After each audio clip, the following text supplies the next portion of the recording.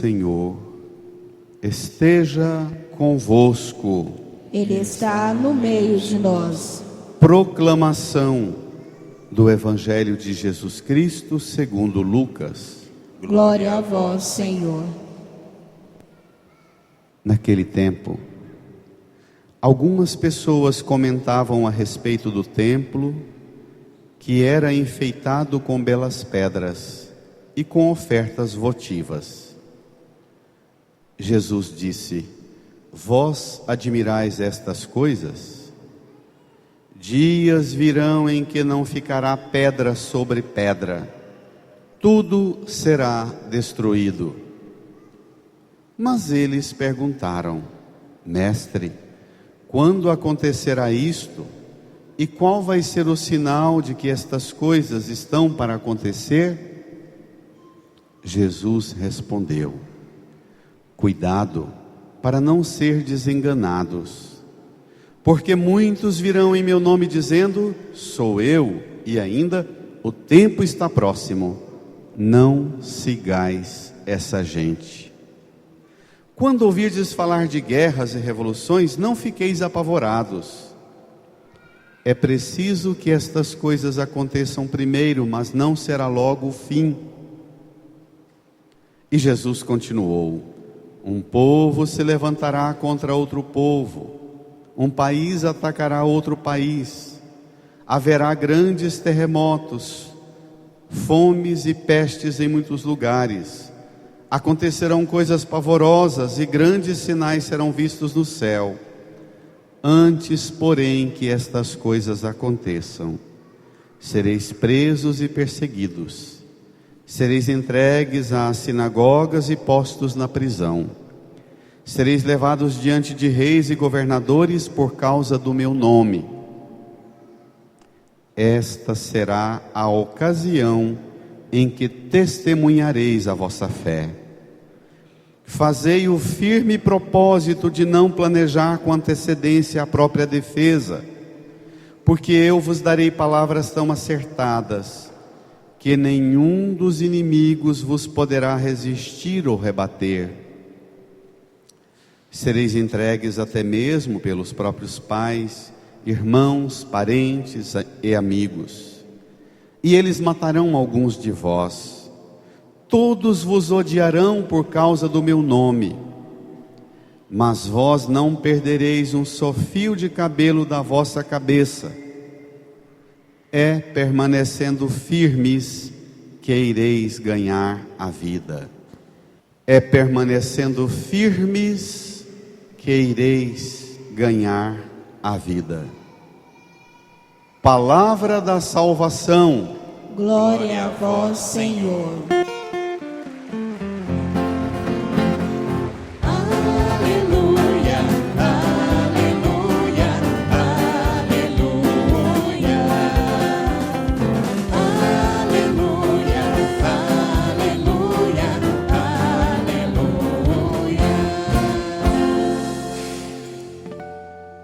Num tempo de silêncio, nos coloquemos na presença de Deus. Também vocês, criançada, as crianças, sentem-se no silêncio. Peçamos ao Espírito Santo que ajude cada um de nós a compreender essa palavra e a pôr em prática tudo o que Deus hoje nos fala. Rezemos no íntimo do nosso coração. O Senhor virá julgar a terra inteira, com justiça julgará. Irmãs, irmãos, nós estamos encerrando domingo que vem o calendário das celebrações litúrgicas. Domingo que vem celebraremos a festa, a solenidade de Cristo Rei. Hoje temos no texto que acabamos de ouvir do Evangelho, Jesus falando para nós do fim, da sua segunda vinda. Nós acostumamos a ouvir falar desse tema, das coisas últimas, com um sentimento de medo e de muita confusão e dúvida. Nós católicos não aceitamos muito bem a doutrina que a gente escuta dos irmãos evangélicos sobre o julgamento final, o juízo final, a volta de Jesus, e aí a gente toma uma repulsa desse tema e não aprofunda esse tema. A gente não concorda com eles, mas também a gente não tem a nossa opinião sobre isso. E não existe a menor possibilidade de ser cristão, de viver a fé e não acreditar na vinda do Senhor. Não se celebra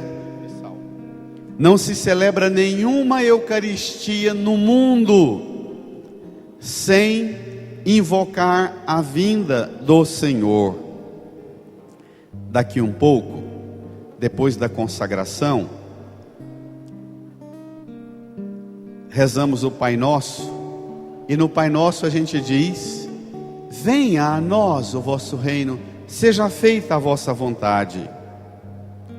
Depois o sacerdote reza: livrai-nos de todos os males, ó Pai, e dai-nos hoje a vossa paz. Ajudados pela vossa misericórdia, sejamos sempre livres de todo o pecado e protegidos de todos os perigos. Que mais? Enquanto vivendo a esperança,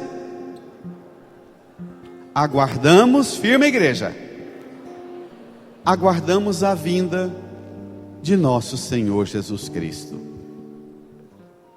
Também na hora da consagração, terminadas as palavras da memória da ceia do Senhor, na consagração, o sacerdote se levanta e diz: eis o mistério da fé. E a igreja reage com todo o vigor do mundo, dizendo: anunciamos, Senhor, a vossa morte, proclamamos a vossa ressurreição. E termina dizendo o que? Firma: vinde, Senhor Jesus. Maranatá, vinde, Senhor Jesus. Vem, Senhor, nós te aguardamos, nós te esperamos.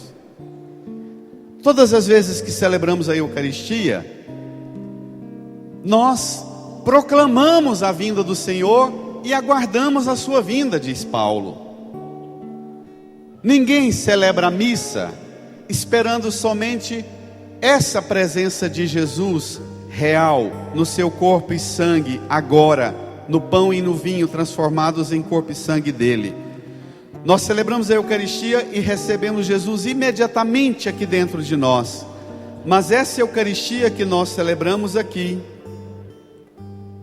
no símbolo do pão e do vinho, que se torna não mais símbolo, mas presença real de Cristo, ela nos prepara, nos alimenta e faz a gente viver essa vida aguardando a vinda do Senhor. Viver essa vida, povinho bom, viver essa vida aguardando a vinda do Senhor. Aguardando a vinda do Senhor. Viver essa vida aguardando a vinda do Senhor. Levanta a mão para o céu e diga com mais vigor: viver essa vida aguardando a vinda do Senhor. Essa vinda do Senhor, para muitos de nós e para muitos pregadores, ela constitui um tipo de ameaça. Tem gente que morre de medo dessa vinda de Jesus. Repito, principalmente por causa do erro na pregação de muitos pregadores e de muitas igrejas. Não só o erro da pregação, mas o erro da interpretação que nós fazemos. O Salmo 97, a gente canta: o Senhor virá julgar a terra inteira, com justiça julgará. Por isso, diz o salmista, é para a gente cantar salmos ao som da harpa, tocar os instrumentos, é para aclamar com os instrumentos, é para tocar a trombeta, é para a gente pedir o mar com tudo que está nele, o mundo com toda a gente. É preciso que a gente peça às montanhas e aos rios que batam palma com alegria. Imagina um rio, uma montanha batendo palma com alegria. O refrão: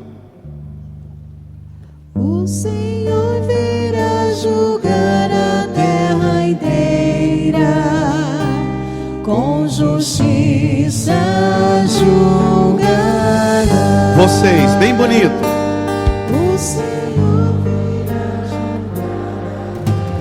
julgar. Com justiça.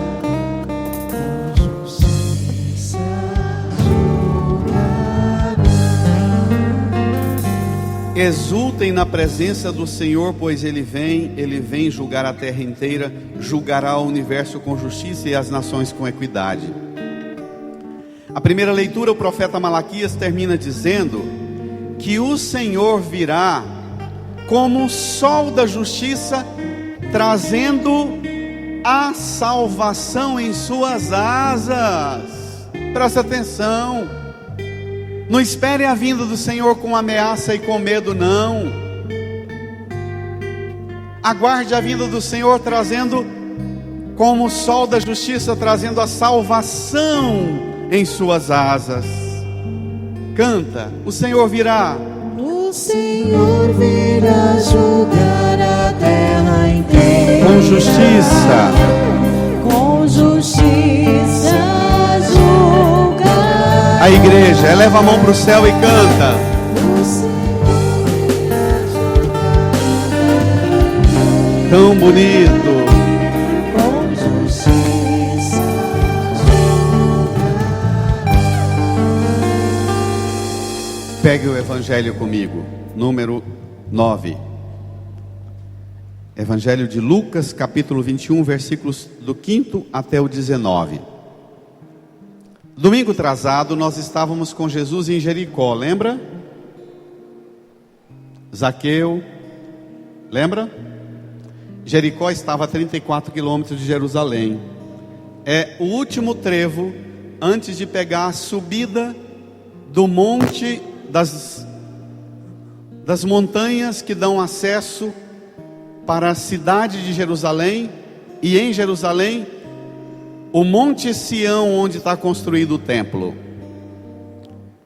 Nós estávamos aquele dia no capítulo 17 e 18. Agora nós estamos hoje no capítulo 21. O Evangelho de Lucas tem 24 capítulos. Nós estamos no fim do Evangelho. Domingo que vem nós encerramos a leitura do Evangelho de Lucas. Daqui a 15 dias já iniciamos outro Evangelho até novembro do ano que vem. Então, hoje Jesus está numa cena que é a que acontece dentro da Semana Santa. No capítulo 19, já aconteceu, 18 e 19, a entrada de Jesus em Jerusalém, como nós celebramos no Domingo de Ramos. E depois os outros acontecimentos da paixão, morte e ressurreição, que nós já celebramos na Semana Santa. Quando Jesus chega em Jerusalém, antes ele já anunciou 3 vezes na viagem lá da Galileia até Jerusalém. Ele anunciou 3 vezes que chegando em Jerusalém ele seria rejeitado, sofreria, seria perseguido, preso, morto na cruz e ressuscitaria. Chega em Jerusalém, ele não fala mais dessa morte imediata que está para acontecer. Ele fala da sua segunda vinda. Vamos ver? Tomem comigo. A pergunta é: que jeito é que nós devemos esperar a vinda de Jesus? Vamos ver? Naquele tempo, algumas pessoas comentavam a respeito do templo, que era enfeitado com belas pedras e com ofertas votivas. O templo de Jerusalém, ele foi muitas vezes destruído. No ano 70, ele sofreu a última destruição, que sobrou só o Muro das Lamentações, que fica lá embaixo, como um tipo de alicerce do templo, que de vez em quando vocês veem nas notícias da televisão. Esse templo, durante a ocupação grega, foi violentamente destruído. O Império Romano veio e invadiu, e o templo estava feio, decadente. E o rei Herodes fez uma pesquisa de opinião pública, uma pesquisa de, como chama isso? qual é o índice de rejeição e de aceitação que tinha o rei na região. E o rei Herodes descobriu que a fama dele e o prestígio dele estava lá embaixo. Ele chamou as lideranças religiosas de Israel e falou: eu vou bancar a reforma desse templo. Vocês podem ver que político gosta de bancar construção e reforma de templo, porque isso melhora o prestígio deles. Mas isso nem sempre é um bom caminho. Herodes restaurou o templo, e nesse dia que Jesus está dentro do templo, vendo algumas pessoas comentando a respeito do templo, enfeitado com belas pedras e com ofertas votivas, com os candelabros de ouro, com os adornos, os enfeites mais bonitos, e cada um ficava no templo olhando a beleza do templo e esquecia de rezar. Crianças, você acredita, criança, que tem menino que vem na igreja e volta sem rezar, sem falar com Deus e sem escutar Deus, criança? Ficavam distraídos no templo, olhando a beleza, brincando dentro do templo, encantado. Tinha entre 19 e 20 anos que Herodes tinha feito essa reforma. Provavelmente esse dia que Jesus está aqui, essa reforma tinha sido feita e ela era comemorada todos os anos. Provavelmente era a festa da Páscoa, que está próxima, e eles celebravam todos os anos a festa da inauguração da igreja, do templo. 20 anos. Devia estar um trem bonito demais da conta. Só que ao invés de estar bonito e as pessoas se elevarem para Deus, faziam como nós fazemos hoje. A gente entra no templo e fica somente com as coisas daqui de baixo. A gente dá notícia de tudo o que aconteceu na igreja, mas não dá notícia do que Deus me falou. O que é que Ele pediu para minha conversão, para minha transformação, para minha mudança, para minha melhora. A gente fica no fuxico das coisas daqui de baixo. E era isso que acontecia. Jesus disse, versículo 6, todo mundo comigo: vós admirais estas coisas?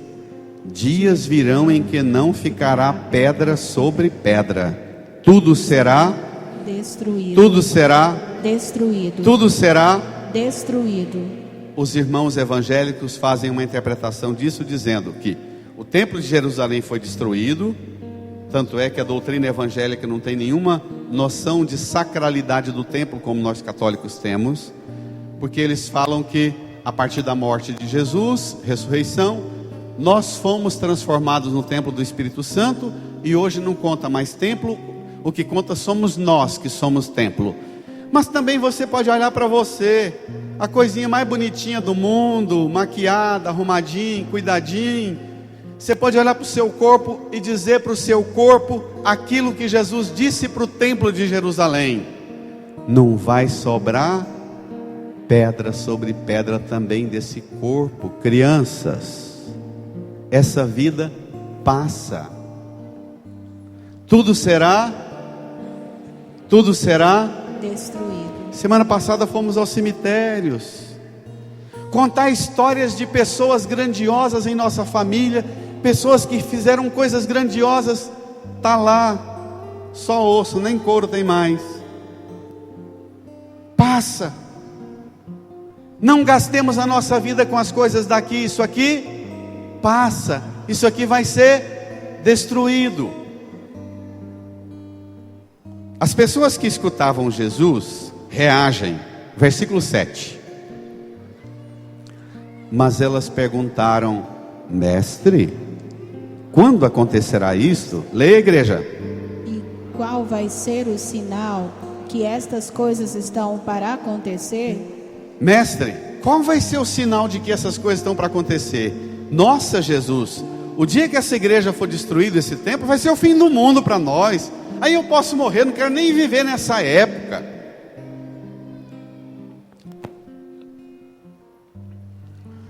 As pessoas que escutavam Jesus perguntaram a ele assim: qual vai ser o sinal de que essas coisas estão para acontecer? Porque quando essas coisas acontecerem, nós sabemos que vai ser o fim do mundo. Qual vai ser o sinal? Conta para a gente, dá a senha para a gente saber que está perto do fim do mundo, que aí a gente corre para a igreja, confessa, pede perdão a Deus e morre no fim do mundo e vai para o céu. Tem muito cristão que vive assim, doido para saber que quando é que o mundo vai acabar, para fazer uma farra e aprontar até pertinho. Aí pertinho, quando vê um sinal, vai lá, confessa, arruma. Quase todas as vezes em minha vida de padre, de 20 anos, que chega um homem em prantos, chorando, para falar com o padre, é porque foi no médico, fez um diagnóstico, e ele está morrendo de medo do tratamento e da operação que vai fazer.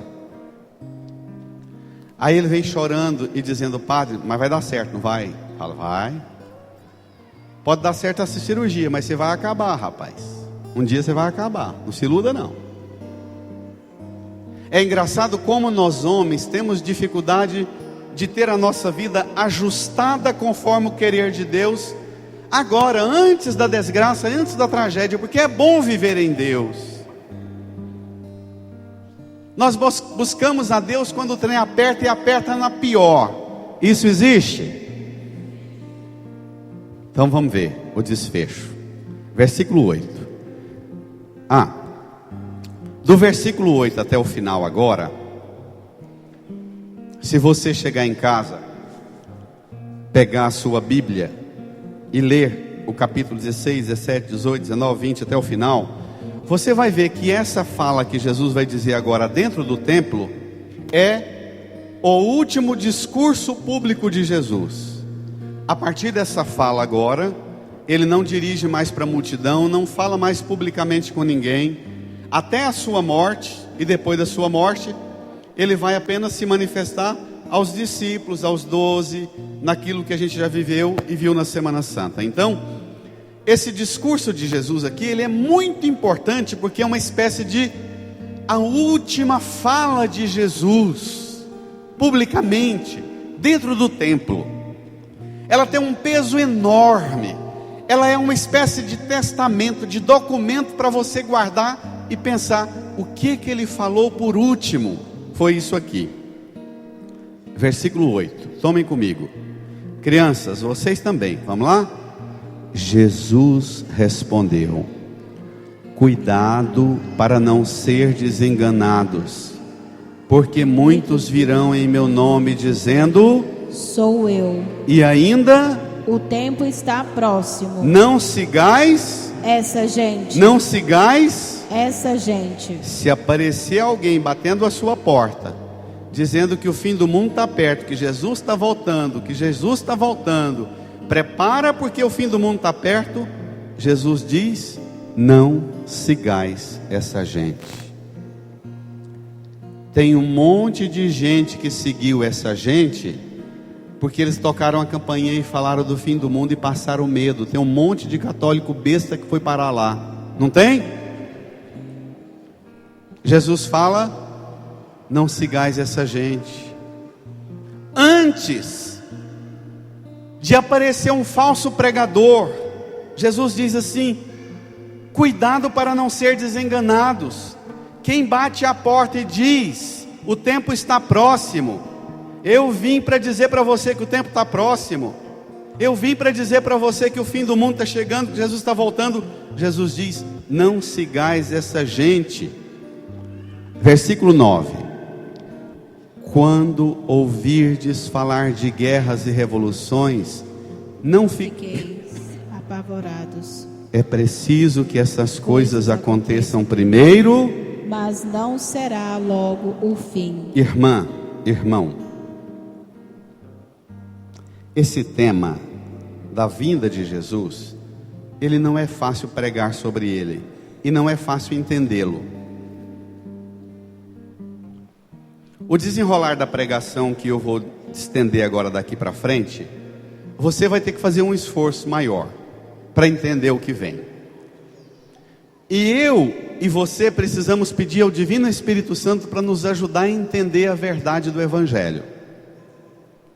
Porque esse texto, eu não estou falando por mim, eu estou falando por coisas de grandes homens pregadores, estudiosos da Sagrada Escritura, que chegaram à conclusão do que eu vou transmitir a verdade da fé agora. Não é opinião minha, tá claro? O que for opinião minha, vocês joguem no lixo, fiquem só com a verdade da fé. O que Jesus está querendo dizer, que vai haver um monte de fenômenos, vai haver terremotos, vai haver guerras e revoluções. Não fiqueis apavorados, é preciso que essas coisas aconteçam. Depois ele continua no versículo 10.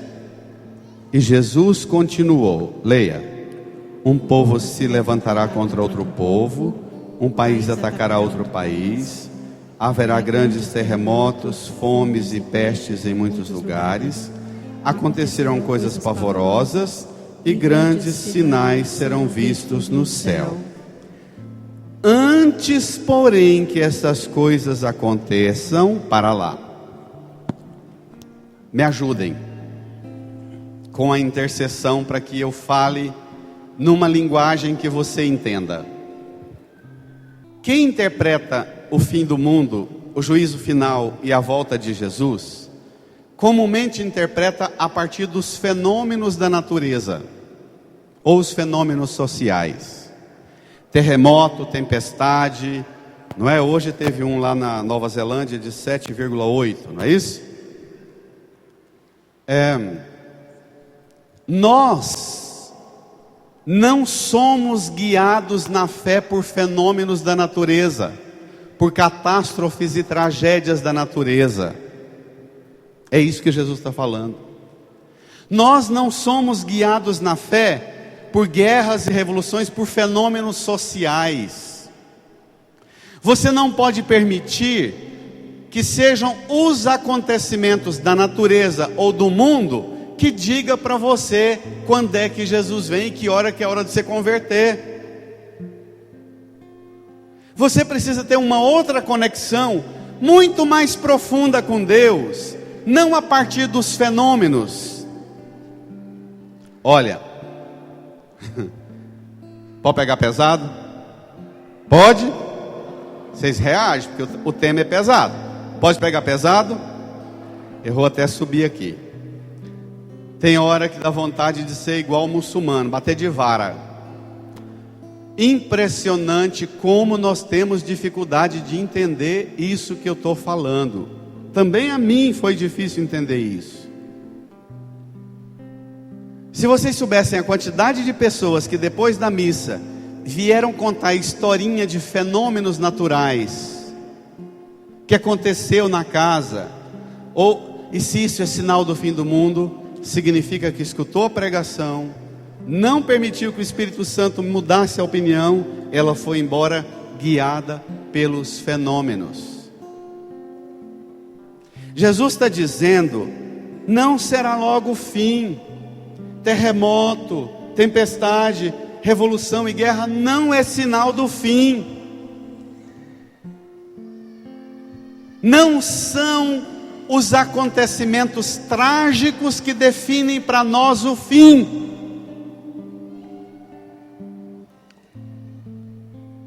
Versículo 12. Antes, porém, que estas coisas aconteçam, sereis presos e perseguidos, sereis entregues às sinagogas, postos na prisão, sereis levados diante de reis e governadores por causa do meu nome. Hoje, quando um padre ou um pastor ou uma equipe da paróquia ou das igrejas vai ao governador, não é porque está pregando o evangelho contra a corrupção, o desvio de verba na saúde, na educação, na segurança pública, não. Hoje, quando nós pregadores somos levados diante de reis e governadores, é para pedir dinheiro para financiar a festa da paróquia e a reforma e a construção do templo. Isso existe. Está entendendo o que eu estou falando? Está entendendo a gravidade?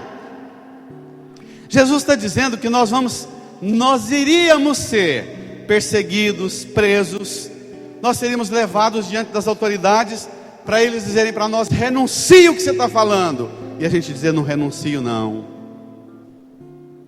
Nós somos levados diante de reis e governadores, não por causa do nome de Jesus, mas por causa do bolso e do dinheiro que a gente quer arrecadar para as igrejas. Isso existe? Com a comissão de festa aqui da paróquia, eu até agradeço muito por ter me ajudado nisso. Eu sempre falei com as equipes da festa que tinham o costume de ir nos empresários para pedir doação para a festa. E eu comecei a dizer para eles: não, nos empresários nós vamos para dizer a eles que Jesus é o Senhor, o Salvador. Nós vamos pregar o Evangelho para eles. Dos empresários nós queremos a salvação deles, mais do que o dinheiro deles. E eu agradeço muito a compreensão de quem ajuda a paróquia, aceitando ter que mudar esse conceito na cabeça. Também os reis e governadores, nós temos que levar diante deles, para dizer a eles que precisam corrigir a vida, transformar a vida, converter a vida e ajustá-la conforme o plano de Deus. Sereis levados por causa do meu nome, presos, perseguidos. Versículo 13. Quando vier a prisão, a perseguição, a tribulação por causa da fé, versículo 13, Jesus diz: esta será a ocasião em que testemunhareis a vossa fé.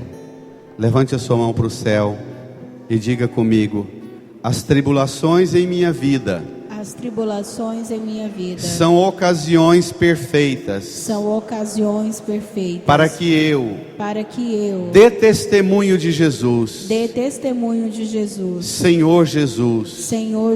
Nem sempre isso tem acontecido. Salva-me, Senhor, da fraqueza da fé, da fraqueza do meu testemunho. Amém. Irmã, irmão, nós católicos perdemos muitos membros da igreja para outras igrejas, sabe por quê? Porque veio a tribulação na vida da pessoa e ela escutou no rádio, na televisão, um pastor falando assim: você está passando por tanta dificuldade, o que adianta essa religião sua? O que adianta essa igreja sua? Isso existe? E nós somos um bando de banana, que nós não damos conta de chamar quem está passando por tribulação, dizendo: rapaz, irmão, irmã, é na tribulação que se prova, é no fogo que prova o ouro. Os que estão de pé, com palmas nas mãos, túnicas brancas, diante do trono e do Cordeiro, são os que vieram da grande lavar e alvejar as suas vestes no sangue do Cordeiro. Versículo 14, leia: fazei o firme propósito de não planejar com antecedência a própria defesa, porque eu vos darei palavras tão acertadas que nenhum dos inimigos vos poderá resistir ou rebater. Fazei o firme propósito de não planejar com antecedência a própria defesa. Nós estamos vivendo tempos de gente ansiosa e estressada. O que é a ansiedade e o estresse? É que o mundo bombardeia a gente de ameaça, de ameaça, de ameaça, de ameaça. A gente fica num grau tão grande de medo e pavor, que a gente começa a planejar solução para os problemas que existem e para os problemas que não existem, não é? A pessoa preocupada, estressada, ansiosa, ela gasta a energia dela todinha arrumando solução para os problemas que existem e para os que não existem, porque ela pensa: se acontecer isso eu vou fazer isso, se acontecer aquilo eu vou fazer aquilo. Ela fica doida. De vez em quando chegam uns em mim dizendo assim: padre, quero que o senhor vá lá em casa, eu quero conversar com o senhor, porque está acontecendo os fenômenos, eu estou tendo o poder de ver coisas acontecerem, do jeitinho que eu vejo com antecedência, que eu sonho, depois acontece do jeitinho, na mesma hora, no mesmo lugar. Eu falo, você está tão estressado, tão preocupado antes, que você está arrumando solução para os problemas que existem e para os que não existem. Você é tão ansioso, tão ansiosa, que você pensa todas as possibilidades, inclusive a que aconteceu, e inclusive todas as que não aconteceram. Isso a neurologia, a psicologia, a psiquiatria explica. Aí você imediatamente se lembra que aconteceu do jeitinho que você pensou. Mas aconteceu do jeitinho que você pensou porque você foi bombardeada pelo mundo que cobrou de você para você dar conta de tudo. E você começa a achar que você tem que dar conta de tudo. E você vai numa ansiedade. Jesus fala, olha, relaxa, compadre. Não preocupa com revolução, terremoto, tempestade, guerra, revolução. Relaxa. Espera lá. Não faça o firme propósito de não planejar com antecedência a própria defesa. Quem estiver sofrendo com ansiedade, com angústia, com preocupação, quem estiver estressado, diga a Jesus, Senhor, não me deixe ficar providenciando o tempo inteiro a defesa e a solução para os problemas que nem existem, que eu nem sei se vão acontecer. Dê o governo para Jesus da sua vida. Ele vai dar para você palavra tão acertada, solução tão acertada, que os inimigos não poderão, nenhum inimigo poderá resistir ou rebater. E não pense em inimigo somente o colega de trabalho que te persegue, o vizinho que te chateia, o membro da família que te enche o saco, não. Pensa em inimigo também, os pecados que estão comendo você por dentro, e que você vive a graça e busca a graça, mas quando o pecado vem te seduzindo, te puxando para o mal, Jesus te dá a palavra tão acertada, que o pecado e o mal não é capaz de te resistir e te rebater. Amém? Está entendendo?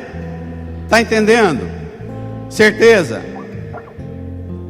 Levanta sua mão para o céu e diga comigo, Senhor Jesus, Senhor Jesus, ajuda-me a guardar a sua vinda, deixando tudo nas suas mãos, Senhor de tudo, do princípio e do fim, toma conta de tudo, Senhor. Tudo é seu. Amém.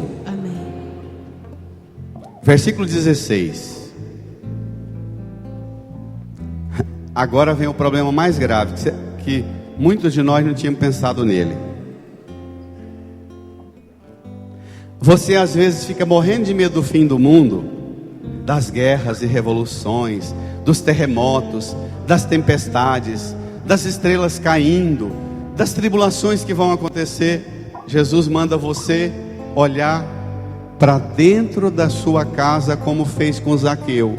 Quer ir para a sua casa, levar a salvação para dentro da sua casa. Olha o que acontece, tome comigo, impressionante.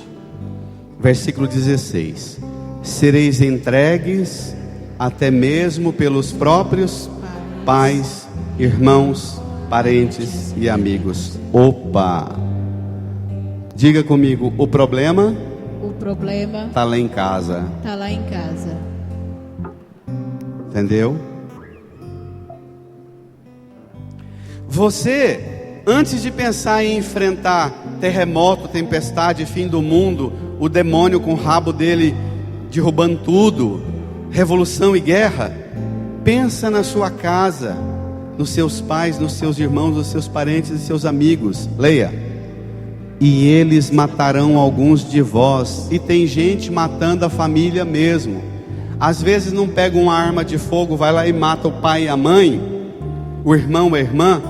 Mas tem gente que faz assim, não suporta a família, não é capaz de perdoar a família, não é capaz de viver o amor na família, aí vai acirrando a briga, aí um dia chega dizendo que aceitou Jesus numa igreja tal. Aí todas as vezes que vem para dentro de casa para reunir a família, a pessoa entra na casa e começa a provocar contenda e rivalidade lá dentro. Isso existe?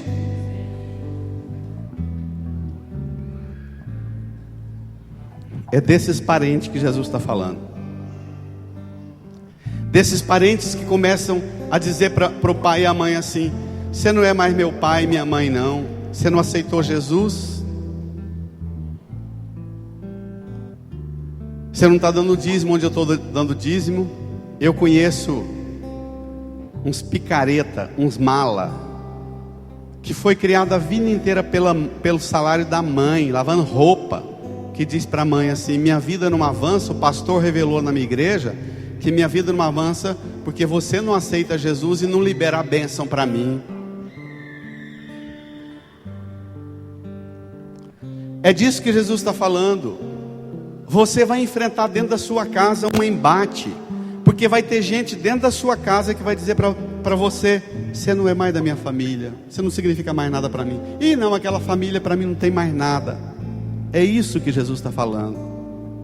Então a grande revolução, o grande terremoto, a grande guerra, o grande embate que nós temos que enfrentar é dentro da nossa casa.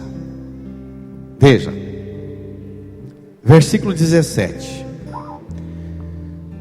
todos vos odiarão por causa do meu nome. Jesus falou lá em cima que sereis presos, perseguidos, levados diante de reis e governadores por causa do meu nome.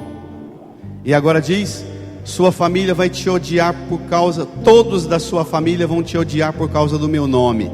Mas tem uma pergunta muito difícil de ser engolida, que eu vou fazer, que a palavra de Deus faz para mim e para você. Irmã, irmão, todas as pessoas que têm dificuldade de relacionar comigo ou com você, todas as pessoas que têm conflito com você, que te rejeita, que não gosta de você, elas não gostam de você por causa do nome de Jesus que você carrega e serve, ou elas não gostam de mim e de você por causa de nossa picaretagem, desonestidade, malandragem, por causa da ruindade que cada um tem? Porque tem gente que não vale nada, uma picada de fumo e diz assim: não, minha consciência está livre com o meu Senhor, e está na Bíblia que quem servir ao Senhor vai ser rejeitado por todo mundo. E a gente às vezes precisa dizer: só que você está sendo rejeitado é porque você é desonesto, picareta, fofoqueiro, preguiçoso, mentiroso. Você não ama, não perdoa, não é solidário com quem precisa. Você está sendo odiado não é por causa do nome de Jesus, é por causa do seu nome. Tem diferença? Tem? Cuidado. Não pense que toda rejeição que você sofre e que eu sofro é por causa do nome de Jesus. Cuidado. Não caia na besteira de você dar essa resposta. Peça ao Espírito Santo para dizer a você qual é a resposta. Você rejeitado por causa do nome de Jesus, você pode perguntar ao Espírito Santo: Divino Espírito Santo, os conflitos que eu recebo e convivo na minha casa, no meu trabalho, na igreja, no mundo, é por causa do nome de Jesus ou é por causa do meu nome, das coisas erradas dominando em mim? Olha que coisa linda. Versículo 18. Toda a igreja comigo. Mas vós não perdereis. Leia, igreja. Um só fio de cabelo da vossa cabeça. Isso é confiança total. Confiança total em Jesus. Isso para quem tem muito cabelo e para nós careca ou quase careca. Você não vai perder um só fio de cabelo, sem que Deus tenha o controle de tudo. Põe nas mãos dele.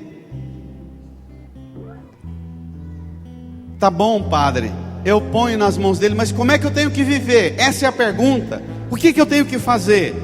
Versículo 19, leia comigo. É permanecendo firmes que ireis ganhar a vida. Ô igreja, reage. É permanecendo firmes Que ireis ganhar a vida. Levanta a mão direita para o céu e brada. É permanecendo firmes. Que ireis ganhar a vida. Firmes em quê? Pega a segunda leitura. Segunda leitura, carta de Paulo aos Tessalonicenses. Carta de Paulo aos Tessalonicenses. Essa carta, ela foi escrita, pensa, no ano 52. Jesus morreu, ressuscitou e foi embora para o céu no ano 33. 52 menos 33 dá quanto? Ei, o Enem aqui, hein?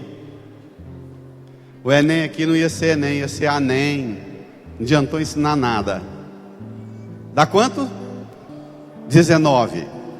Minha gente, tinha 19 anos que Jesus tinha subido para o céu, falando que ele voltaria. E os membros da comunidade de Tessalônica, uma comunidade na Grécia, estavam já debandeando tudo da igreja e da comunidade, dizendo: não, Jesus está demorando demais voltar, não adianta ficar esperando não. Tinham uns dizendo assim: não, já que o mundo vai acabar mesmo, para que trabalhar? Né? Para que trabalhar? Não vou ficar estressado com nada não, vou tocar minha vida sossegadinho. Aí Paulo escreve dando a maior bronca. Vamos ver agora, repita comigo, vamos ver como eu devo esperar a vinda de Jesus. Tenho que ser firme, muito firme. Vamos na segunda leitura, que além da firmeza, firme fazendo o quê? Rapazes e moças, adolescentes e crianças, firme fazendo o quê? Leia. Irmãos, bem sabeis como deveis seguir o nosso exemplo, pois não temos vivido entre vós na ociosidade. Regra número 1: firme na fé, mas eu não posso ser uma pessoa ociosa. Ociosidade, gente desocupada, cabeça desocupada é oficina do capeta. É um ditado antigo. Primeira regra: firme. Firme no quê? Não seja ocioso, não seja ociosa. Leia. De ninguém recebemos de graça o que comemos. Opa, crianças, depois vocês brincam, sentam, presta atenção, crianças. De ninguém recebemos de graça o que comemos. Leia. Pelo contrário, trabalhamos com esforço e cansaço, de dia e de noite, para não sermos pesados a ninguém. Levante as suas duas mãos para o céu. Deixa o folheto no banco, no seu colo. Diga comigo: Senhor Jesus, santifica as minhas mãos, para que eu trabalhe, com esforço e cansaço, dia e noite, e não permita, Jesus, que eu seja um peso para ninguém. Amém. Os estudiosos de comportamento humano falam que uma criança, ela desenvolve as habilidades dela entre 0 anos até 7, e depois de 7 até 13, 14. Não é isso? Na pedagogia que a gente aprende. As habilidades é nesse período da infância e adolescência que você descobre a habilidade da meninada. Descobrindo a habilidade na sala de aula, na escola, e também dentro de casa, você começa a dar, até os brinquedos que você dá para a criança, é para estimular e aguçar nela as habilidades e os potenciais que ela tem dentro dela. Mas hoje, nós estamos caminhando para um caos, porque nós estamos com a meninada que não sabe fazer nada. Fica na escola e não sabe fazer nada. Termina o ensino médio e não sabe ler, escrever, matemática, português. Termina a faculdade, você pai e mãe se mata para o menino estudar. Você chama a criança, o adolescente para ajudar no serviço de casa, ele diz, não mãe, tem que estudar. E você pensa, nossa, vou deixar, meu filho não vai trabalhar igual eu trabalhei quando eu era criança, ele vai estudar. Só que termina o ensino médio, não sabe ler nem escrever. O dia que pega um diploma, fica 1 ano, 2 anos, 3 anos, 4 anos sem arrumar emprego, porque não sabe fazer nada. Tem diploma, mas não tem habilidade, não desenvolveu a habilidade e não sabe fazer nada. Isso existe? Mas o mais grave ainda não falei. Quando arruma o primeiro emprego, os primeiros empregos, porque são muitos primeiros empregos.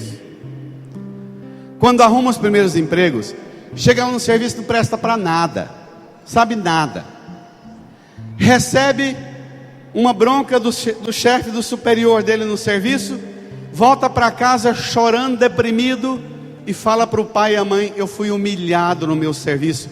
E o pai e a mãe orgulhoso, meu filho, eu não paguei seus estudos para você trazer humilhação para casa não, sai desse serviço, eu te banco mais um tempo aqui dentro. Isso existe?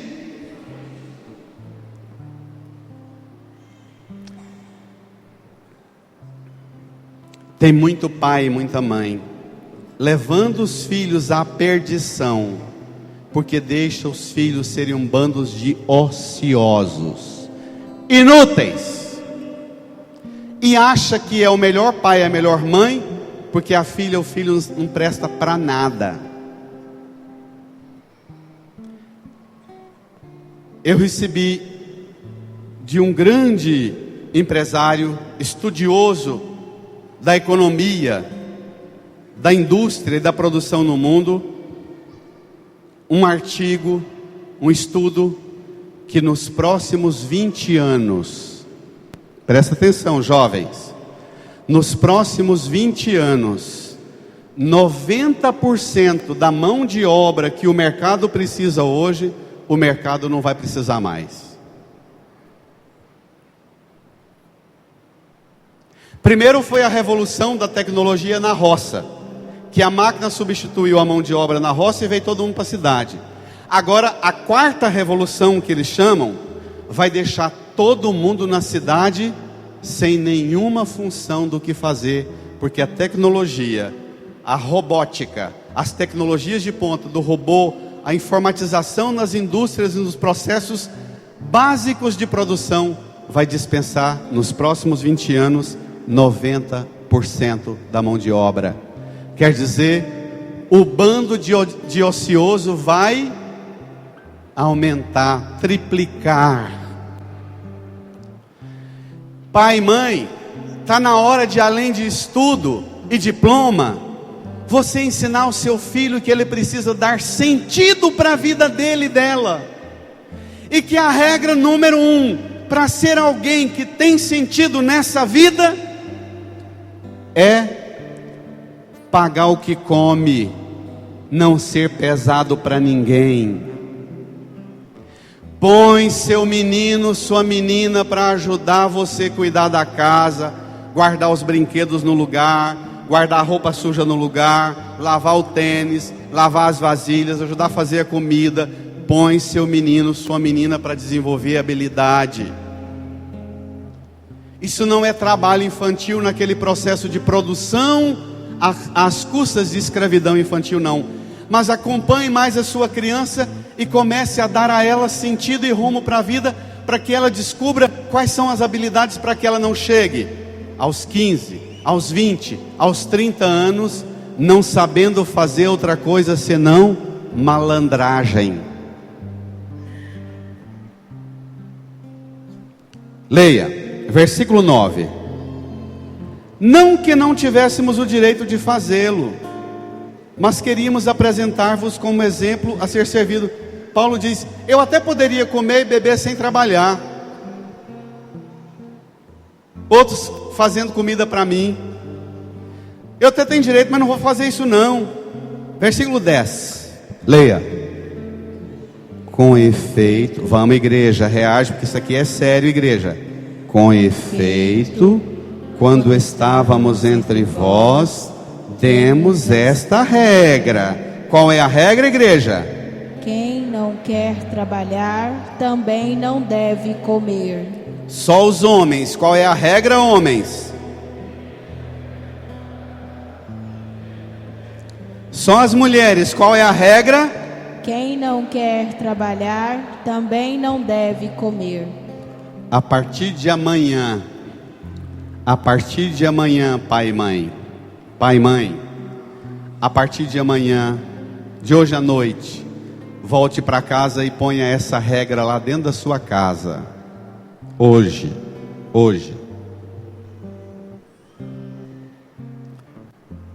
O mais sofrido, o mais triste, é que você, pai e mãe, está se matando, perdendo a sua saúde, está estressado, está doente, para dar o melhor para o seu filho, e os seus filhos estão comendo e reclamando do que está comendo. Isso está acontecendo?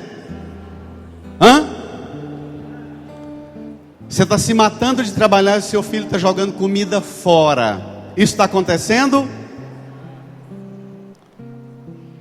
Você contrata hoje uma pessoa para tudo quanto é trem. Um pedreiro, você tem que ficar vigiando ele, ensinando: rapaz, não faz desse jeito que não vai dar certo. O senhor que sabe. Diacho, você que tem que saber. O eletricista, o encanador, todas as profissões tem que ficar vigiando.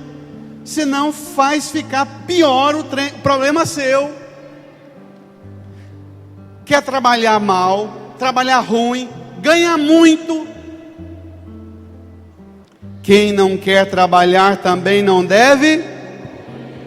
Leia, versículo 11. Leia, que o trem não acabou ainda não. Leia. Ora, ouvimos dizer que entre vós há alguns que vivem à toa, muito ocupados em não fazer nada. Adolescente gosta dessa fase. A gente, quando é adolescente, é natural que a gente morre de preguiça para tudo. Existe hoje em dia muita gente, a nossa casa e nossa família, muito ocupada em não fazer nada? Tem? E tem poucos estressados e neuróticos, arrumando solução para os problemas que existem e para os problemas que não existem. Paulo dá ouvido a uma fofoca feia que está correndo na comunidade, e que o padre também dá ouvido para essa fofoca. Tem gente vivendo entre nós à toa, muito ocupado em não fazer nada. Uma segunda-feira ou um feriado, uma menina, um menino tem que acordar num feriado com o dia planejado, ainda que seja que hora vai brincar, que hora vai passear, que hora vai ajudar a fazer a comida, que hora vai limpar a cozinha. Menino, menina, tem que organizar a vida. Tá claro? Leia, versículo 12. Em nome do Senhor Jesus Cristo, ordenamos e exortamos a estas pessoas que, trabalhando, comam na tranquilidade o seu próprio pão. Vixe Maria. Ordenamos, é uma ordem, e exortamos, é uma exortação, que trabalhando comam na tranquilidade o seu próprio pão. Levante a sua mão para o céu e diga ao Senhor: Senhor, Senhor, o Senhor me criou o Senhor me criou e me deu tantos dons e me deu tantos dons, tantas capacidades, que eu nem sempre uso desses dons que o Senhor me deu. Santifica as minhas mãos. Dá-me a coragem de trabalhar, comer na tranquilidade o meu próprio pão, de trabalhar e ter condições de ajudar quem precisa da minha solidariedade. Senhor, me converta hoje, agora. Amém. Irmã, irmão, sem dúvida existem no meio de nós exemplos heróicos. Já falei, mas eu repito, porque é um problema grave. Lá na roça, o homem e a mulher trabalham até morrer. Na cidade, a mulher aposenta, ela vem para dentro de casa e ela faz aumentar o serviço, ela trabalha mais ainda. Na cidade, nós homens aposentamos, nós não viramos um trem que não prestamos para nada. Nós homens ficamos velhos, nós botamos um chinelo, uma bermuda sem camisa, a barrigona caindo, arrastando chinelo e implicando com as velhas dentro de casa. Isso existe?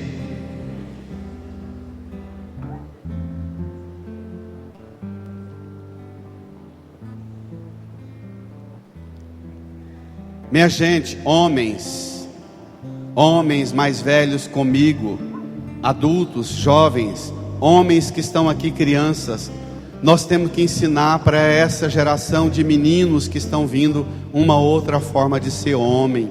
Nós estamos virando uns bananas na sociedade, nós estamos sendo uns bichos inúteis.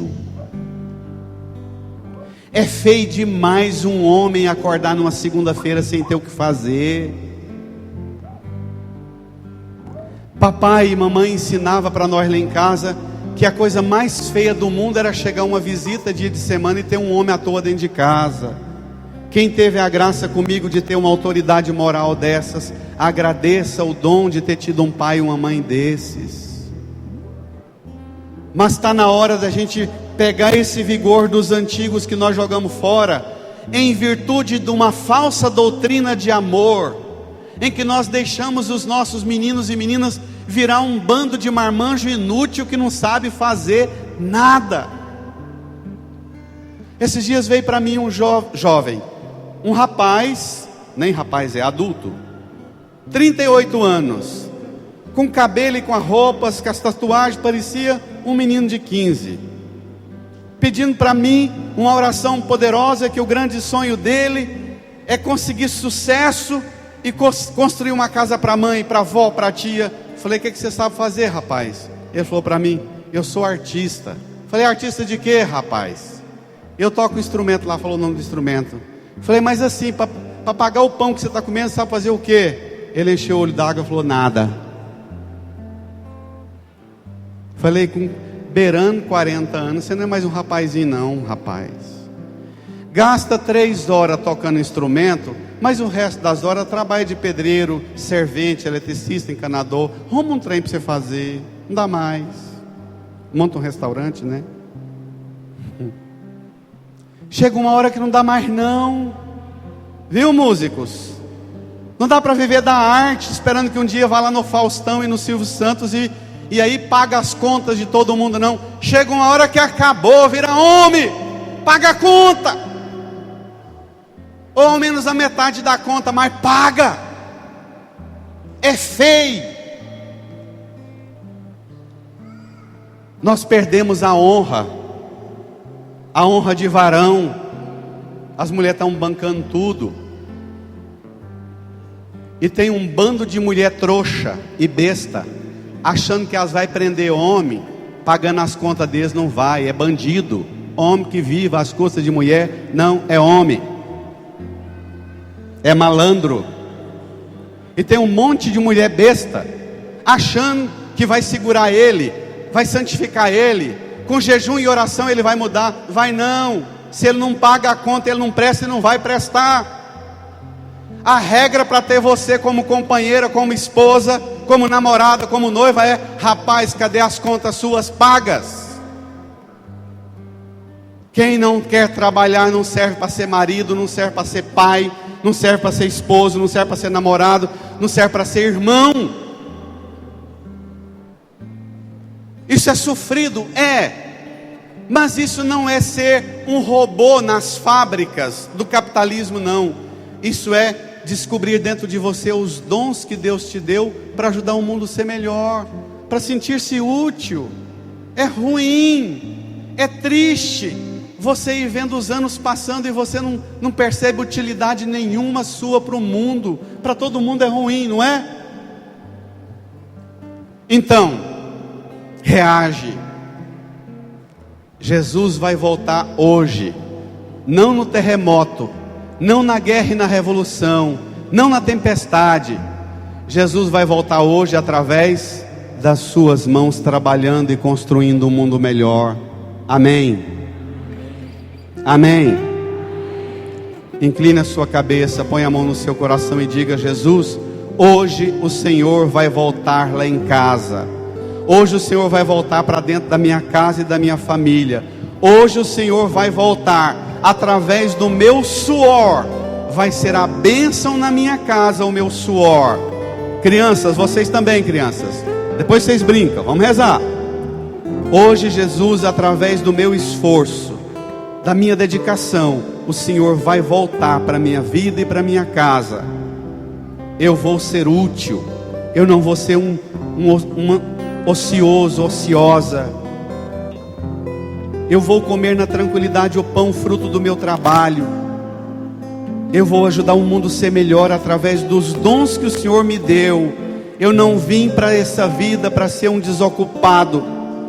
Eu sou o templo do seu Espírito, cheio de dons, e eu vou colocar esses dons para trabalhar e para transformar o mundo, Senhor. Vá falando com Jesus, converse com Jesus.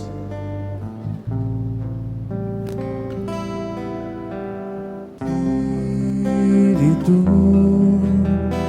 enche a minha vida, enche-me com teu poder, pois de ti eu quero ser. Espírito, enche o meu ser.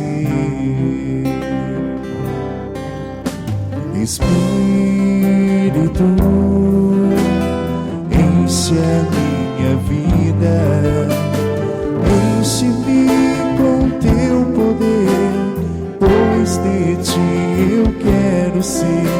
Espírito, enche o meu ser. As minhas mãos eu quero levantar e em louvor te adorar. Meu coração eu quero derramar diante do teu altar. Espírito, enche a minha vida. Espírito, enche a minha vida, enche-me com teu poder, pois de ti eu quero ser. Espírito, enche o meu ser. Espírito, Enche a minha vida, enche a minha vida, enche-me com teu poder, pois de ti eu quero ser. Espírito, enche o meu ser. as minhas mãos eu quero levantar. As minhas mãos eu quero Levante as mãos para os céus e em louvor te adorar. E em louvor te adorar. Meu coração eu quero derramar Fique de pé. Toda a igreja de pé. diante do teu altar. As minhas mãos eu quero levantar. As minhas mãos eu quero Só vocês, a igreja, e em louvor te adorar. em louvor te adorar. Meu coração eu quero derramar. Meu coração eu quero derramar Diante do teu altar. diante do teu altar. Estenda as suas mãos aqui para a cruz de Jesus. Reze do seu jeito, ou se preferir, reze comigo, Senhor Jesus. Senhor Jesus, O Senhor trabalhou muito, o Senhor trabalhou muito e o maior trabalho e o maior trabalho foi os calos nas suas mãos, foi os calos nas suas mãos, os pregos os pregos que marcaram as suas mãos. que marcaram as suas mãos. Com grande trabalho, Com grande trabalho, deu a sua vida, deu a sua vida, derramou o seu sangue, derramou o seu o seu sangue, suor, o seu suor, as suas as lágrimas, suas lágrimas, para santificar o mundo, para santificar, para o mundo, salvar o mundo. para salvar o mundo. Diante da sua cruz, Diante da sua cruz, eu renovo a minha fé eu renovo a minha fé e peço e peço por suas mãos marcadas por suas mãos marcadas pelos cravos na cruz, pelos cravos na cruz, pelo sangue derramado, pelo sangue derramado, por seu suor, por seu suor, por suas lágrimas. por suas lágrimas. Santifica, Senhor, Santifica, Senhor, o meu o trabalho. meu trabalho. Dá-me, Senhor, Dá-me, Senhor, a coragem a coragem de reagir de reagir contra toda ociosidade, contra toda ociosidade, toda preguiça, toda preguiça, todo comodismo. todo comodismo. Não permita Não permita que eu desperdice os dons. que eu desperdice os dons. Dá-me, Senhor, Dá-me, Senhor, o dom o dom do suor, do suor, do do trabalho, trabalho, para comer com tranquilidade para comer com o tranquilidade fruto das minhas o mãos, fruto das minhas do mãos, meu do esforço. meu esforço. Santifica, Senhor, Santifica, Senhor, a partir de hoje, a partir de hoje, um grande tremor, um grande tremor, um grande terremoto, um grande terremoto, uma grande revolução uma grande revolução vai chegar em minha vida vai chegar e em minha casa. e em minha casa. Eu vou Eu vou dar minha vida dar minha vida pelo seu reino. pelo seu reino. Eu vou Eu vou trabalhar. trabalhar. Me abençoe. Me abençoe. Abençoe o meu suor. Abençoe o meu suor. Amém. Amém. Amém.